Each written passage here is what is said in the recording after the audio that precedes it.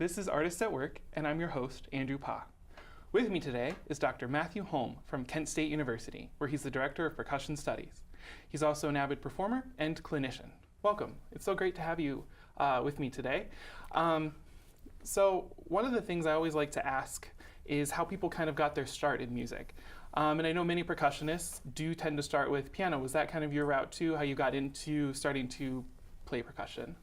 Yes, well, I'm originally from the Twin Cities. I was born in St. Paul, Minnesota, and I'm the youngest of five, and my parents are both educators, and I could quote my dad in saying, the two most important things I did as a parent were get the cheapest house in the best neighborhood we could and get our kids in band. And you know, that's where it all started, but the deal with the parents, we had to, before we play an instrument, do piano for at least a couple years, and we studied with the organist at our Methodist church, and I would sing in the choir a little bit, but certainly I learned how to read music on the piano. Great. So were your parents then, did all of your siblings pursue an instrument? Or did they all kind of do it for a little bit and then stop, or are they all musicians as well? They played through high school. Okay. And with the exception of Becky, she played French horn through her freshman year of high school, and then switched to choir.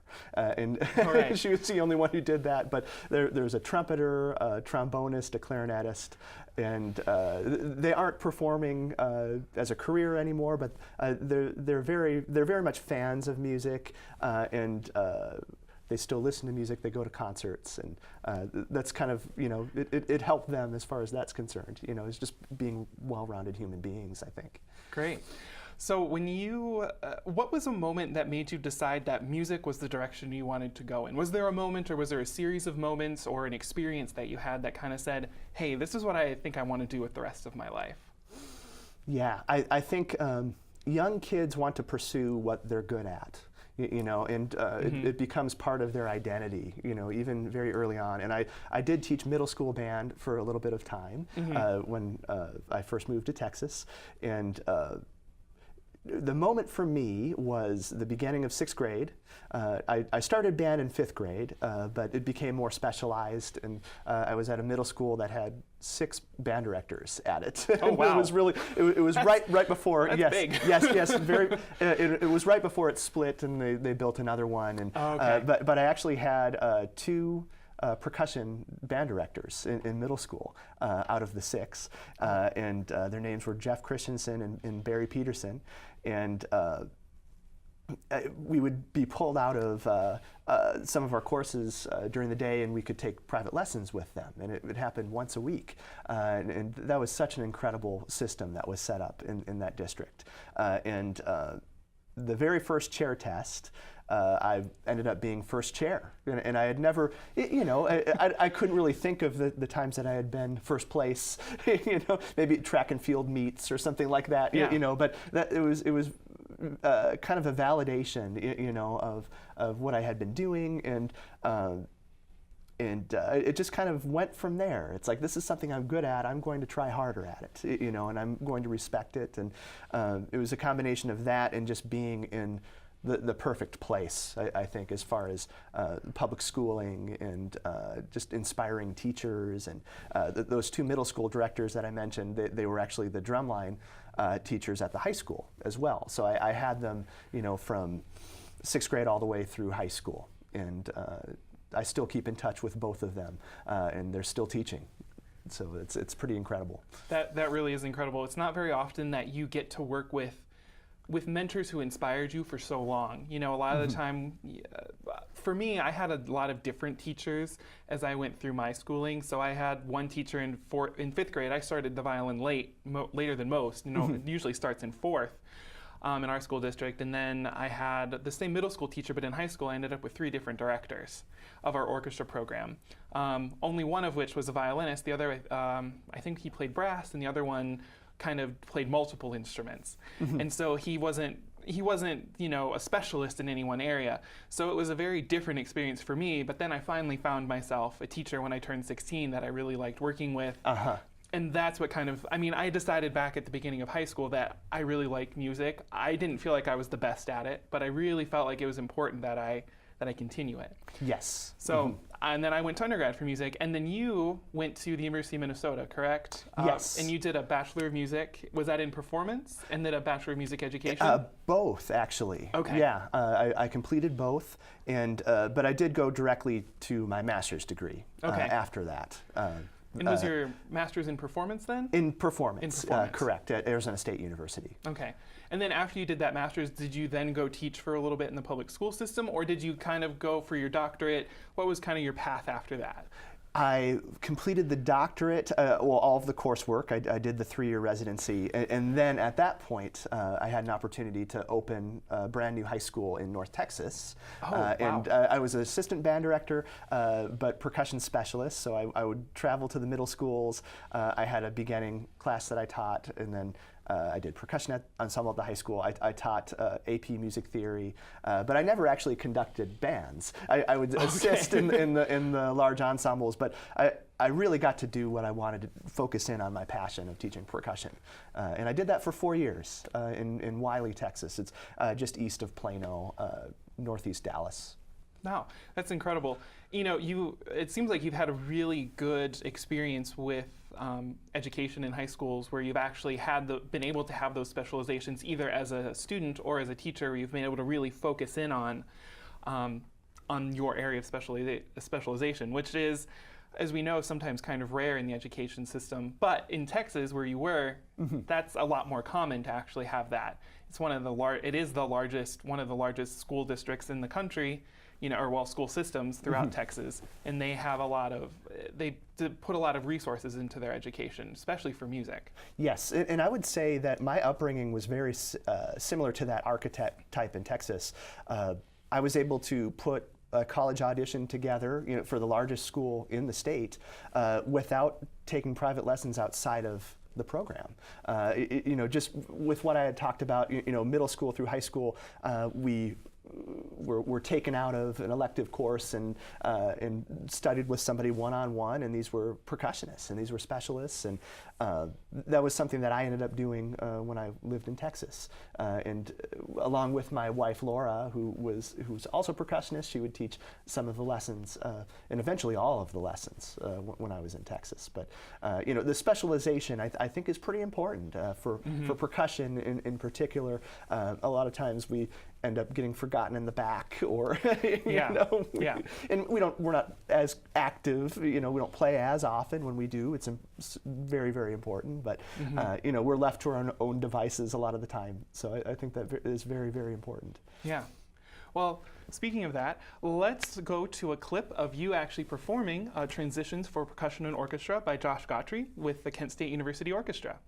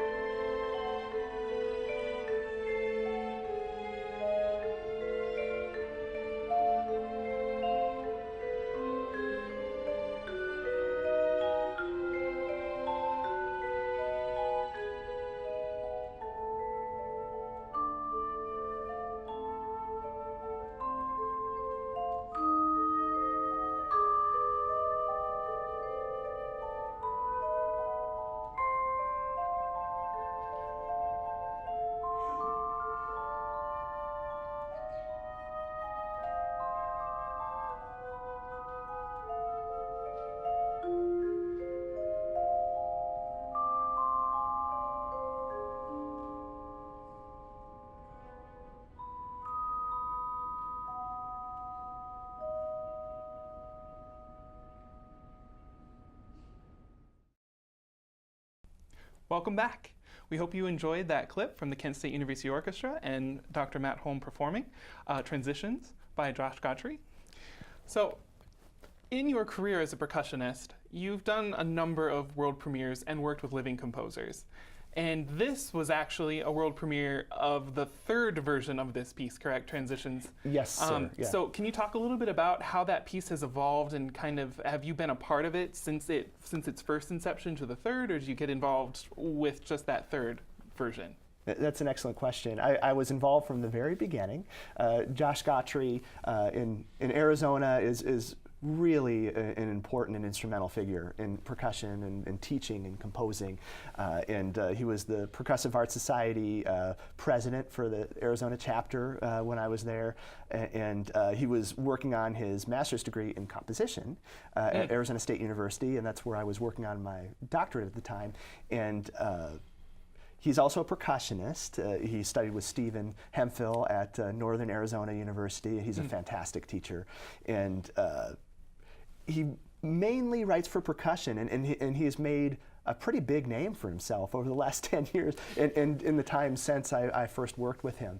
And he really is one of those great, genuine human beings, you know, that is very easy to work with, and he's just doing everything for the right reasons, artistic reasons. But it started as his master's project for graduation. And I remember getting very early drafts and playing them for him in WB10, which is the large percussion rehearsal room. And I think I started learning it over the summer, right before before his final year of his degree. And we premiered the band version first, and he has a good friend at Northern Illinois University, Dr. Thomas Boo is his name, and I believe he's still there.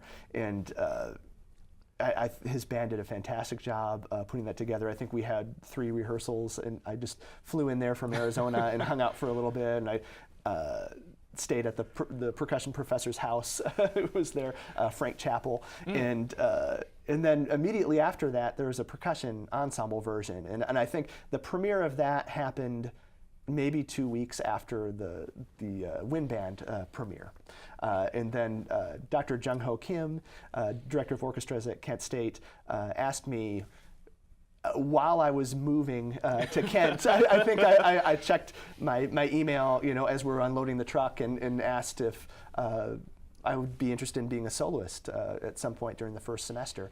And I believe that Dr. Leva helped with that and suggested me as a soloist. And I thought of a few different things. I had played several other concerti before. I had done the Ne Rosario Concerto for Marimba Strings. I was a winner of the U of M Concerto Contest. And in grad school, I did the same thing, but played the Creston Marimba Concerto the second year of my master's. And I had done a few others, you know, with piano, and I went through my head, and I didn't really feel like doing any of those. I wanted to do something new, and I thought of Josh's piece, and I immediately asked him if he'd be interested in rearranging it or rewriting it. I mean, there was a whole lot of, it's very, very different than the band version. And within, I think, a month, he had a draft. And from there, I think it was finally finished about a month before we started rehearsing it. But I thought it turned out, and I think that the symphony orchestra version is my favorite version. I think it's really fantastic. And, it's incredible that Josh was able to do that so quickly and so effectively. But big thanks to him.